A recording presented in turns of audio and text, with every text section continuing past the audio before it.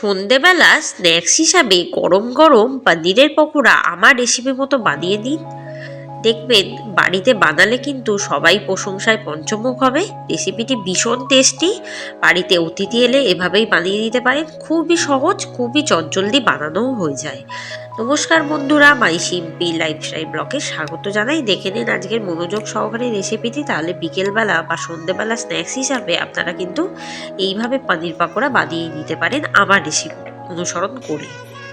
প্রথমে আমি পাতলা পাতলা করে আয়তক্ষেত্রের মতো আমি কিন্তু কেটে নিয়েছি পনিরগুলোকে। এখানে আমি 300 পনির নিয়েছি। এবারে বেশ কিছু মশলা পনিরের মধ্যে ম্যারিনেট করব। তা হলো 1 চামচ চিলি ফ্লেক্স, 1 টেবিল চামচ হলুদ গুঁড়ো, 1 চামচ অরিগ্যানো আর 2 টেবিল চামচ টমেটো সস ম্যারিনেট করে প্রায় 15 থেকে 20 মিনিট রুম টেম্পারেচারে রেখে দেবো। এই মশলাটা যতখানি মাখানো থাকবে তত কিন্তু পনিরটা নরম হবে, টেস্টটাও বেশ ভালো হবে। খুব ভালো মতো এই মশলাটাকে পনিরের গায়ে ভালোভাবে মাখাবো, যাতে দুপিঠে খুব ভালোভাবে মাখানো হয়।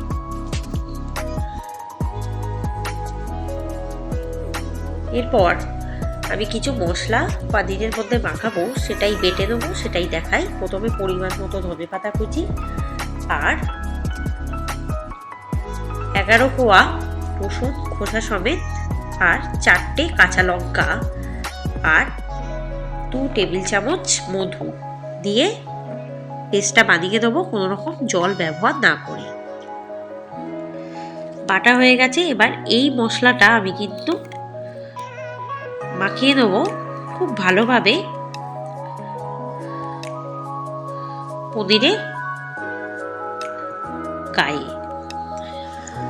এটা মাখিয়ে কিন্তু আরও 15 মিনিট রেখে দেবো। মোট 30 মিনিট কিন্তু অবশ্যই রুম টেম্পারেচারে রেখে দিতে হবে। মশলাটা যত গায়ে বসবে তত কিন্তু হেভি টেস্টি হবে খেতে। একদিকে কিন্তু খুব ভালোভাবে এটা মাখিয়ে নিতে হবে।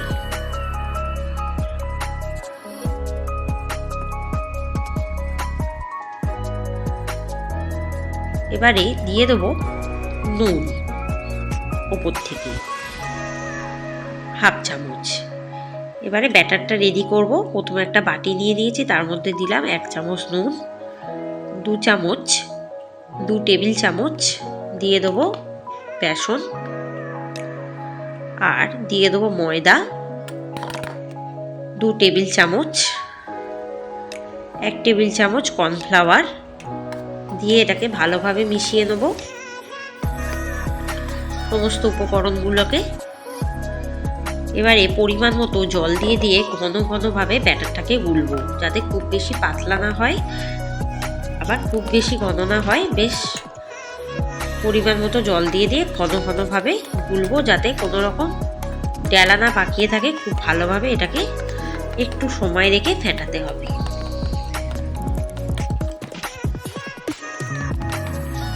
ফেটিয়ে 10 মিনিট রেখে দেবো। দেখুন ভালোভাবে ফেটানো হয়ে গেছে। এবারে কড়াই দিয়ে দেবো 1/2 কাপ সাদা তেল। তেলটা ভালো মতো গরম করে দেবো। তারপর একটা পনির এই ব্যাটারের মধ্যে চুবিয়ে ভালো করে কোট করে দেবো একদম পুরোপুরিভাবে। আর একটা দেখিয়ে দিচ্ছি বোঝার সুবিধার্থে। দেখুন এভাবে কোট করে দিলাম। এরপর কিন্তু তেলে এভাবেই তেলটা ভালো করে গরম করে দিয়েছি। এবার তেলে আস্তে আস্তে করে ছেড়ে দেবো। এবার আঁচটাকে একদম কমিয়ে দেবো পনিরটা দেওয়ার সময়, কারণ যাতে দুদিকে ভালোভাবে ভাজা হয়, পনিরটাও যাতে কাঁচা না থাকে, তাই খুব ভালোভাবে ভেজে দিতে হবে।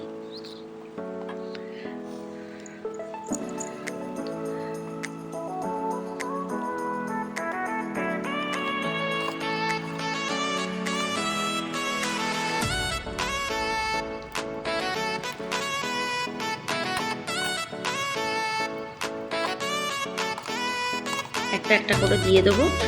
আঁচ কমিয়ে রেখে এই জন্যই ভাজতে বলছি, যাতে ভেতরের অংশটা কাঁচা না থাকে আর বেশ মচমচে যাতে ভাজা হয়। এই আঁচ কমিয়ে রেখে সময় নিয়ে নিয়ে ভাজলে ভালোভাবে ভাজা হবে। এবার তেলটাকে ওপর থেকে একটু ছিটিয়ে ছিটিয়ে দেবো, যাতে একটার সাথে একটা আটকে আটকে না যায়, আটকে গেলেও সেটা ছেড়ে যাবে, কোনো অসুবিধা নেই। এবার আস্তে করে উল্টে দেবো।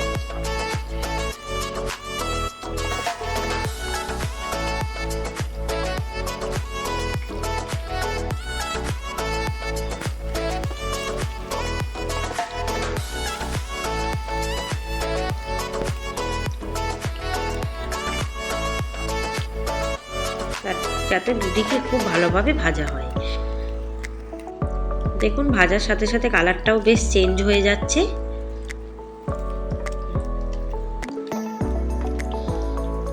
আর ভেতরটাও ভাজা হয়ে যাচ্ছে ভালোভাবে। এবার কিন্তু তেলটাকে ঝারিয়ে ঝারিয়ে ভালোভাবে তুলে নেব। বাকিগুলো ঠিক সেম প্রসেসেই ভেজে নেব।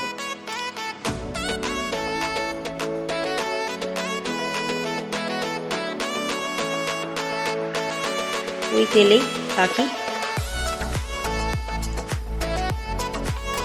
পনিরগুলো ভেজে নেব। এভাবে বাড়িতে বানান, ভীষণ ভালো লাগবে। আমার কথা বিশ্বাস করতে হবে না, নিজেরাই বানিয়ে দেখুন। আর পারলে আমার চ্যানেলটিকে একটু সাবস্ক্রাইব করে দেবেন। কমেন্টে লিখবেন আমার রেসিপিগুলো কেমন লাগছে বা আমার রান্নাগুলো আপনাদের ভালো লাগছে কিনা। আর নতুন কোনো রান্নার রিকোয়েস্ট থাকলে আপনারা কিন্তু অবশ্যই কমেন্টে জানাতে পারেন, আমি সেই রান্না দেখানোর চেষ্টা করব। ভালো থাকবেন, সুস্থ থাকবেন, সাবধানে থাকবেন। আমার চ্যানেলে সবসময় চোখ রাখবেন। অনেক নতুন নতুন রেসিপি আপনাদের জন্য ওয়েট করছে, আমার চ্যানেলে চোখ রাখুন। এবারে আস্তে করে উল্টে দিচ্ছি। সেকেন্ড যে পকোড়াগুলো দিলাম,